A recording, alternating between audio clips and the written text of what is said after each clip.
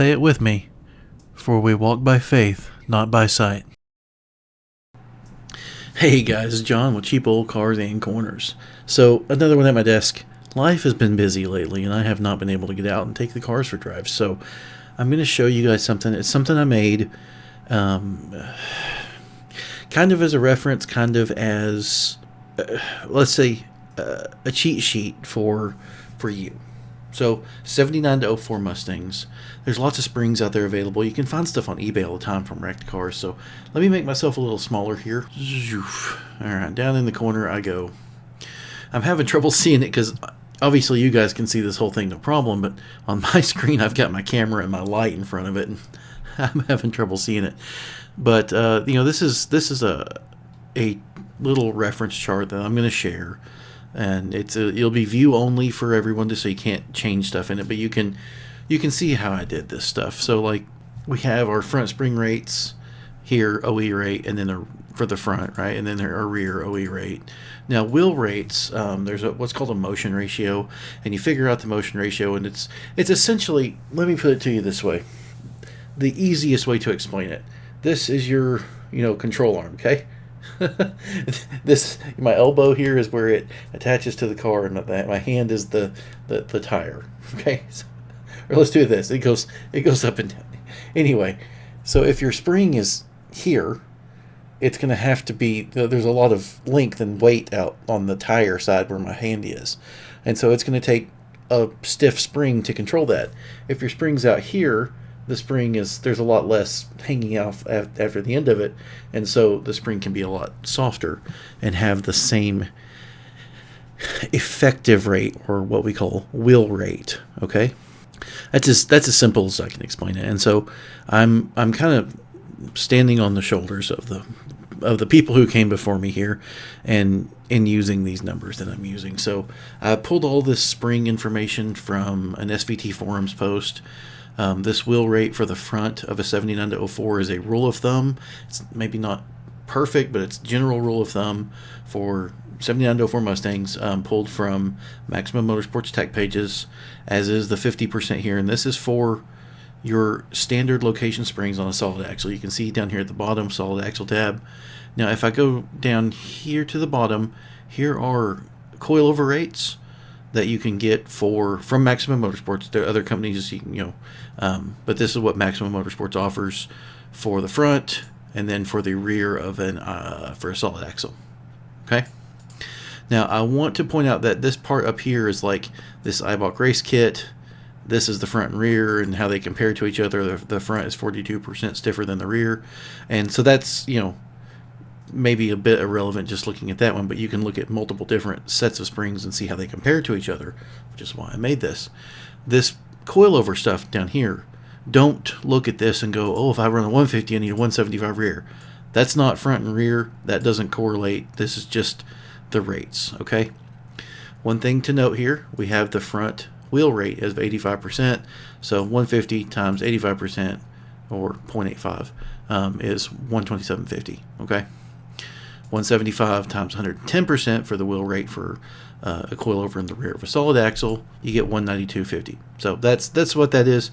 And you can look up here and you can say, okay, well, I'm seeing lots of stuff. I want to have a front rear balance, let's say the same as like a Ford Motorsport R spring, or let's say a 2001 Bullet. Okay, so you can look at the 2001 Bullet here. You have a 600-pound front spring with a 150 wheel rate, a 250-pound rear spring with a 125, and you can say, okay, we're about 16.7, let's just call it 17% stiffer in the front than the rear. Then you can drop down here and you could find one that is 17% stiffer in the front than the rear, right? And so what you'd be looking at here is like a 233 and let's say a 220. Is that I don't know, let's look. Oh, it's in view only. Well, never mind. Is this one view only as well? Yes, dadgummit. That's some stuff I'm looking at on Amazon, a little cheapy welder. We'll get to that in just a second. Oh well. But you can then you can hop off, or you can pull up a calculator or whatever, and you can find if I'm going to run 325, right? So then what over here would be the rear one to run. That gets you about that 17-ish%. If you want to do that, obviously, if you're comfortable doing that, if you want to go to Maximum Motorsports or to any of these other companies and get spring rate recommendations, I always would suggest that.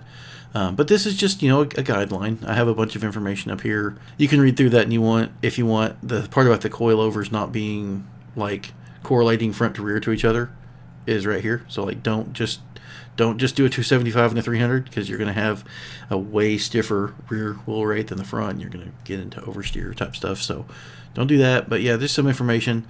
We can hop over here to the IRS tab. There's way less IRS springs to get. I don't even know if these things are still available. Need to look into that, because I think this one would actually be a really interesting spring, the skinny brown. So as you can see, with the numbers I have, I'm going to put a little caveat on this. This 28% here for the rear and the conventional spring location in the rear of an IRS car, I don't know that 28% is accurate, because all of these numbers that I found, I went out and tried to find other people that did similar stuff and see what they had. And this one seems to be a little bit questionable. Again, I don't know how to figure this stuff out. I've got a really cool suspension book on the shelf over there, so I need to read it and learn about things. And I do want to learn how to figure these things out. But this one, with my research I've done, and I've done a lot of research in old forums and stuff all the way back to 2002, okay? So that 28%, I've seen some people have their number around the same, and then I've seen people have a 33%, up to 33%. I did find one outlier on an SVT forum post from 2010 that guy was using 38% for his, so I thought that was interesting. But I know that in 2007, somebody copied and pasted the Maximum Motorsports tech page, and it said 33% that they used at the time, and now they say 28%. So I really don't know. I'm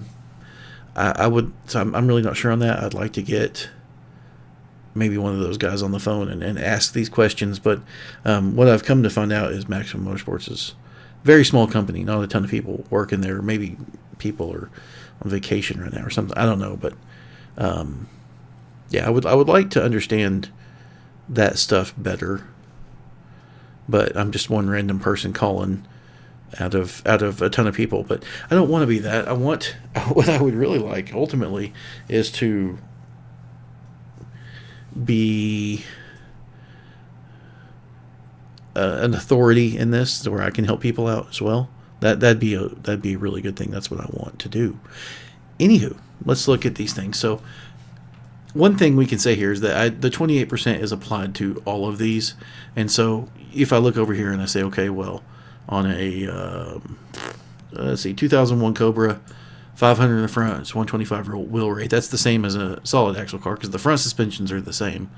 And then the 470, 131 with the 28%, right? So I look at that and I say, okay, the front, it's not stiffer. The front is 5.28% softer than the rear. But then I can scroll down through here and say, okay, the Cobra, 0304 Cobra, is 12% softer in the rear. And that seems to be the far ends of the scale, because we have between 5%, we have up to 7.8% here, and then we have this 12%. Now, this guy's an outlier, the Kenny Brown springs. I'd be interested in trying these. I would assume that these would make a car rotate very well and be a little oversteery, but that could be fun. Anyway, this spring I see is an outlier, and I want to check these rates because that's interesting. However, if you're trying to find coilover rates or finding other springs that you can put in these, spring pockets, let's say you're looking for something, you're looking at a spring pairing that you might do, I don't know, let's say you find something that's the same diameter and about the right length that came from another car or something, but it's, a 650 pound spring. You can come kind of check out where you want to have your front spring to get around the same percentage. And what I ended up being shown or being recommended for Maximum Motorsports was 275 front and 500 rear. And it's view only, so I can't do the math right now in this, but it ended up being, I think, around 7% stiffer or 7% softer in the front than the rear. Again, based on these numbers that we see here. So that was what I was hoping to see. I'm worried 275 is going to be too soft in the front. I've seen some people have the 275 front coilover in a 2-valve car, and they're completely happy with it. The people that seem to not be as happy with it are 4-valve owners. Now, I can definitely see a 275 probably being a little bit too soft for a Cobra, 0304 Cobra with the supercharger and the intercooler and the extra piping and the water pump for all that, and the little coolant tank and all that stuff, and all the extra weight on the front of those cars. There's a guy named Frank I saw that has a maroon Bullet. He painted it, but he's taken his car to a ton of tracks and stuff, and he's had, I'm pretty sure he had H&R race springs on the car most recently, and then he switched to no, I take that back. He might have had SS's on there. Anyway, I have H&R SS's on my Bullet, and actually I like it, but I still think the front's too soft. But he switched to the 275 coilovers in the front, and then kept his H&R SS's in the rear, and he's loving it. He's said it handles great and soaks up bumps really well. I'm looking forward to him giving some feedback from actually being on a track, which I think he's going to do soon. So that'll be pretty cool. However, I know that like when you go to the coilover in the front on these cars, it takes a lot of friction off the ball joints and the control arm bushings, and so it's supposed to make the front end ride a lot better and freer, and the small bumps just kind of get soaked up better instead of having all that kind of friction in the chassis, friction in the suspension that transfers all that energy up through the chassis. The suspension can actually handle it now. My concern there is without all that friction, I actually should run an even stiffer spring to combat body roll, because now it might be easier for the car to want to lean and roll without that extra suspension friction. I don't know. I could be wrong on that. I could be wrong. But we'll see. We'll see. So one thing that I am going to run into is I can't go much stiffer on springs without changing the dampers. And that's going to be a bit of a problem, because the Bilstein dampers are $800 and something with the groove cut in the rears for the coilovers. And if I were to say, okay, I want to go something stiffer here, so I'm already running 500 in the rear, and the Bilsteins you can only go up to 525, so I'm almost maxed out what I can do there. And so, I mean, maybe I could step the front up to 300 and the rear up to 525. When you do that, it doesn't actually keep the same percentage of the balance percentage I talked about earlier. It doesn't keep that same number. I don't remember exactly what it is now. But I do have a little bit of wiggle room. But then I'm like, well, I mean, that's $400 for more coilover springs. That's kind of not super fun. $360 or something. So, I mean, that's about the same cost as normal springs. Not really helping me there. It is cool that I can, swap them out pretty easy and all that stuff. Okay, having said all of that, I'm still looking forward to it. I'm really looking forward to how the car's going to handle and ride. And, if I have... I'm hoping I have less body roll in the front. We'll see. The kind of one thing I was kind of sitting here thinking is like, well, maybe I should have gone to the 350, 650 spring rates that they ran in that Fox Body Mustang Matt Farah built. Not Matt Farah. The Fox Body Mustang that Maxima Motorsports built for Matt Farah. Let's put it that way. Because his car's lighter than mine. But I still think that would not be a horrible spring rate setup for my car. They did seem to think that, this would be perfectly fine with the wheels and tires I'm running. And they asked me, if I was going to go to a square setup or anything. And then, they said, yeah, it's not going to ever really get to its max potential. I'm like, yeah, it's that thing that I've talked about in my other videos. I'm not going for max potential. I'm going for a street car that handles really well. And so what is handling really well? So most of handling that I see in car reviews is how the car feels. I'm just going to be straight up honest with you guys. I see so many people that live in flat areas with no corners, and they get in the car and they're driving down the road and they do this with the steering. Wow, this thing handles great. Really? Or is the steering responsive and the car feels fairly flat and the seats hold you in place kind of okay? Is that what handling is?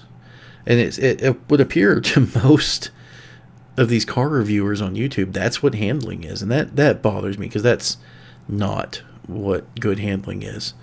And the flip side of that, and what I've kind of got with the Maximum Motorsports guys, is their whole thing is like the maximum speed around corners and all the stuff which you have to have wide and grippy tires for. That's not what I'm after either. What I want is to be able to go to the limit of my tires.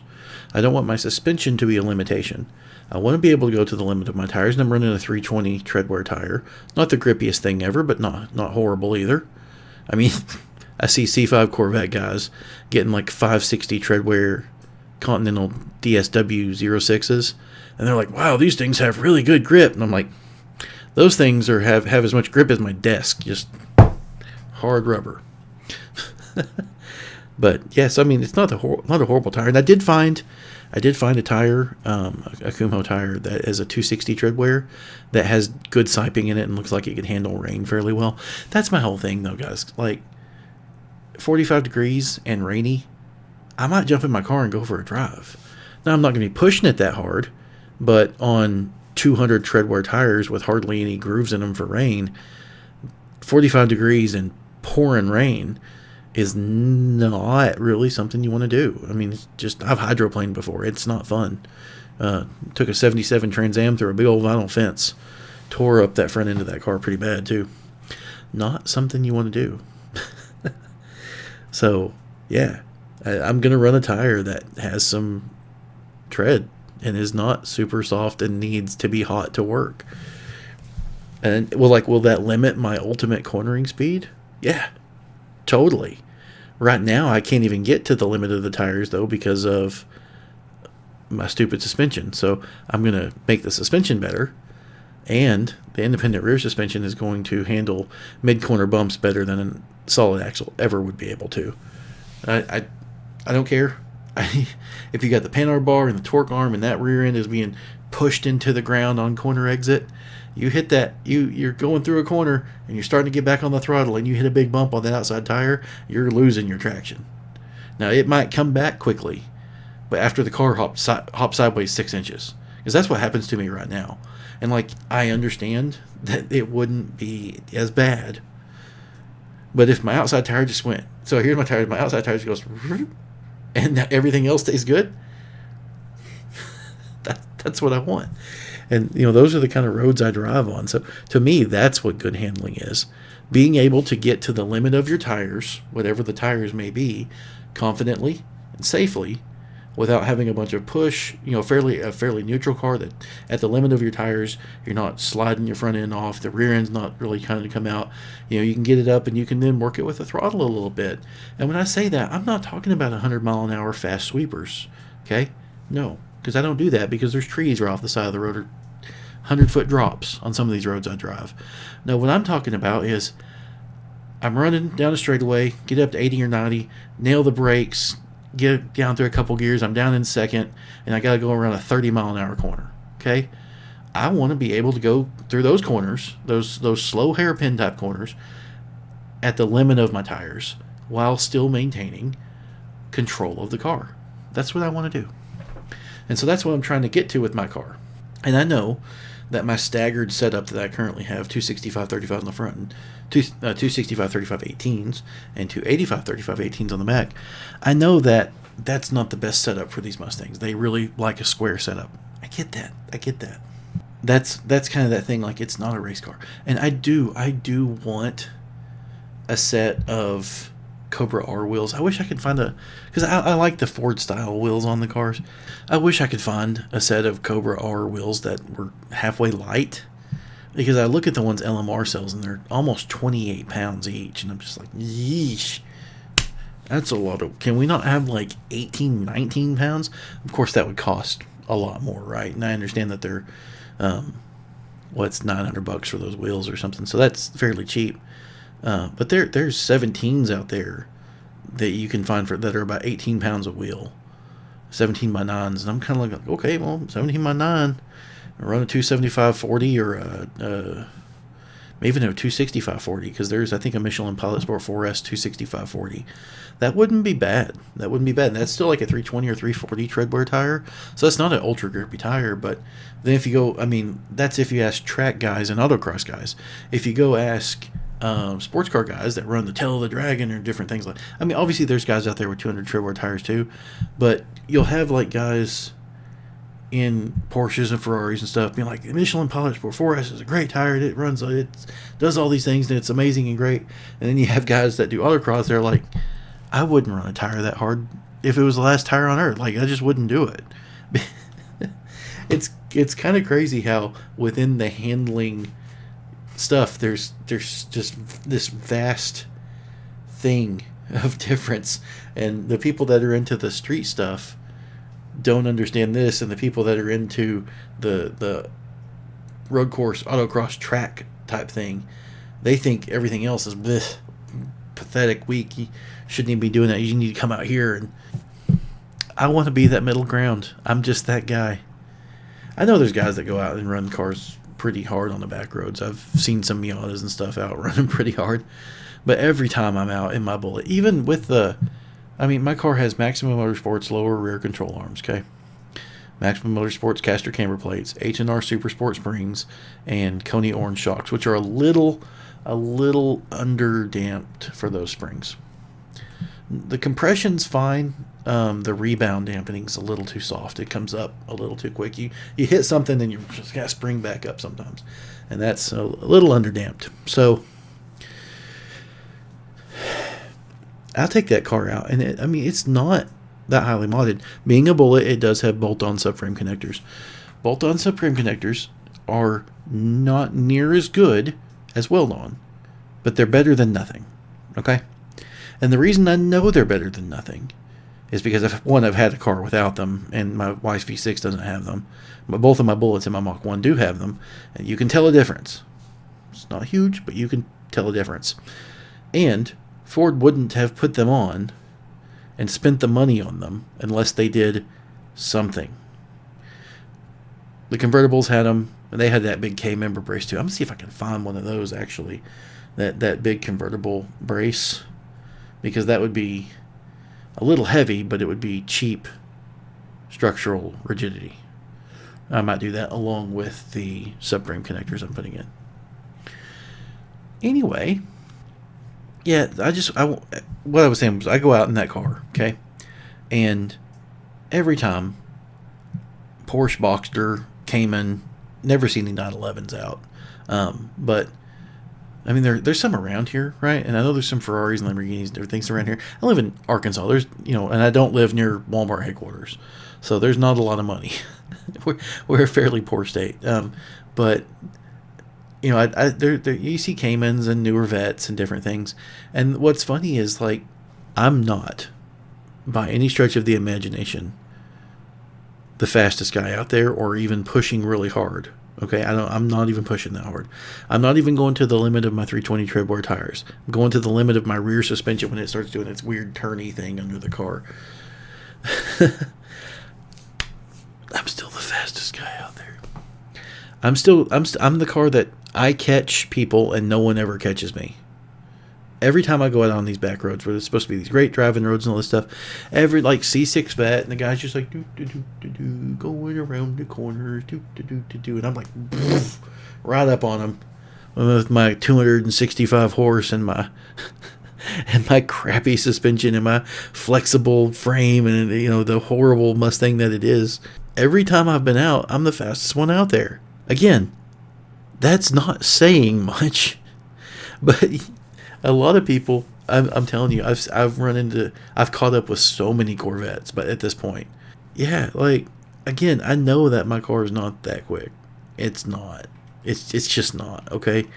But I'm pushing faster on those roads than everyone else on those roads when I'm out is willing to push. And that kind of brings me back to, I guarantee you these guys are going out with their Corvettes on these roads that I'm running, and they're getting back home and posting a picture on Facebook. Oh man, we really pushed it hard today. These 560 tread wear tires. They really, grip the road so well, and we were flying through those corners, and this thing handles amazing. And they're saying their car handles great when they're going 45 through a corner that my crappy Mustang's doing 70 through. I don't know, man. I don't know. It's a silly thing. It's a weird thing. This took a turn. Anyway, on the third tab of my spreadsheet, I pulled this from LMR. You can find this on their website. I just put it in here because it's easy to find. Easy reference. This link to this spreadsheet will be in the video description, and it'll be viewable so you guys can look at it and whatever. But yeah, you can find different sway bars. Like my wife's V6 Mustang has a 27 millimeter sway bar from a 96 to 98 Cobra. We found one of those on eBay at one point and put that on there. And I've actually got 500-pound front springs on the front of that car and 250-pound in the rear. With that sway bar on the back and the spring setup that it has, if you were really pushing that car hard and came off throttle mid-corner, I guarantee you it'd come right around, because we've got it stiff in the rear. It shouldn't be quite that much, but 'tis after 11. I need to edit this now and put it up for Saturday. I'll be back in the car soon. I'm trying to get a couple different cameras. I wasn't going to do this, but I think I'm going to be one of those guys. I want one of the long arms off the back of my car with the 3D or the 360 camera. I don't want to be that guy. I don't. But the image you can get so cool because it's that rear video game image of looking at the car and going through the corners. I really want that. And so what I want to do is have, for my driving videos, I can have the camera like over here looking at my face talking about the car and stuff. And then what I want to do is when I'm going through the corners, my cameras are like that one up behind the car looking at the stuff. I'm going to have a camera here, kind of right above my eye line, a small one, looking at the gauges and actually driving. And then I want one on the front bumper down low. So it's the video game angles. That's what I want. I want all the video game camera angles. And so when I'm at the real cornery sections, it goes into those and kind of switches between them and stuff and has the really cool view of the car. And then when it get to a straighter section, I can go back over here to the camera, look at me, talk about how the car felt in that and stuff. And that's what I'm working towards. So I need to get 2 more cameras to do that. It's going to be $700 or so. I need to spend another $1,000 to $1,300 to get all this stuff on my car, because I'm going to have to buy a tuner, which is like $400. And then I'm going to have to buy a welder, small welder, like a little cheap gasless MIG. But I'm going to have to buy a welder and a welding helmet and gloves and little spool of wire and just all the little stuff. I need an angle grinder. I don't have an angle grinder. I've always just used a drill with different attachments on it that could grind this stuff. But if I'm actually going to be like taking paint off of things and to weld, I need an angle grinder. I don't have one. But I'm in the DeWalt battery family, so it's a whole long story of how I got into that. But yeah, I've got DeWalt stuff. So the angle grinder with no battery is $150. I'll have to get that, and then I need flap discs for it to do my sanding. The stuff just adds up. So, to do what I'm really wanting to do and really make this video I'm going to make, I'm like, it's going to be like $2,000 more. And I've already spent a lot. I've told you all what I've spent on the rear end and the suspension stuff already. I'm like, I don't want to spend our $2,000. This is getting crazy. Anyway, go buy a shirt. Support the channel. Check out the merch store. Link in bio and video description. And I'll have this linked in. I'll have this reference sheet linked in the video description as well. And what I'm going to do is I'm going to add it to my stuff that comes up in every video. So the link to like Corbeau Seats, because I'm a Corbeau Seat ambassador. The link to Corbeau Seats, the link to my Shopify merch store is always there, and that just comes up automatically every time I make a video. It's in my description, and I type out the description of the video. I'm going to add this link to this chart into my video descriptions as well. So any of my videos from this point on, you guys will be able to just click in that link and have all of these different spring rates, so you can figure out what you might want to run in your car. You can mix and match stuff You know, you can get on Maximum Motorsports and you can buy front springs or rear springs separate. You don't have to buy the whole kits. Or let's say you get on eBay and you're looking at stuff and you're like, well, okay, I see there's they're selling a Ford Motorsport C kit on here, right? What's that? Okay, well, it's $650 and $250. Okay, well, that's pretty cool. One thing I do want to point out here before we end, the actual spring rates are over here. So on this one, the 87 to 93 Mustang, it's progressive. And I probably should put like P for progressive and L for linear. So the front spring rate here is 425 to 530. I did an average and put 478 here. Okay, that's an average between those two, and so that was just to have a number in there. And what I found is if you put the softest numbers in there, or the average, or the highest, stiffest that the spring will go in these things, and do your percent difference front to rear, it's really not that much off typically, until you get to weird stuff like the H&R Race and Super Race. You get weird things here because like 44% stiffer in the front and 32% stiffer in the front. And here's one's like 68%. What is that? Oh, well, that's really stiff in the front because like that's a drag race spring. But you get stuff like this with the Race and Super Race because 300 pounds springs in the rear in the stock location is about as high as they go. And so what you actually see is like the H&R Super Sport has a higher rear spring rate than the H&R Race.